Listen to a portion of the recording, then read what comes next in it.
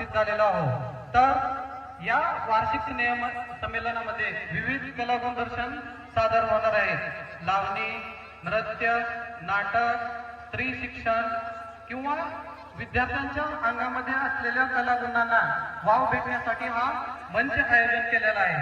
तर आपण या मंचावर आपल्या विद्यार्थ्यांच्या कलागुणांसाठी जोरदार भरघोस टाळ्या द्यावा। एवढे 2 शब्द सांगून मी थांबवतो। धन्यवाद।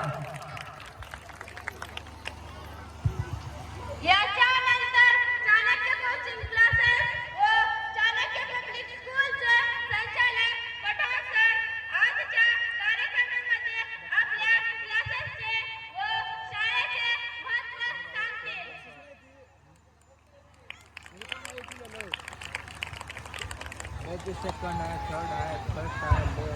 सर्वप्रथम येथे उपस्थित असलेल्या सर्व मान्यवर, पालक, शिक्षक, विद्यार्थी मित्र आणि मैत्रिणी, सर्वप्रथम माझा चाणक्य पब्लिक स्कूल तसेच चाणक्य कोचिंग क्लासेसच्या वतीने माझा तुम्हाला सर्वांना सप्रेम असा नमस्कार।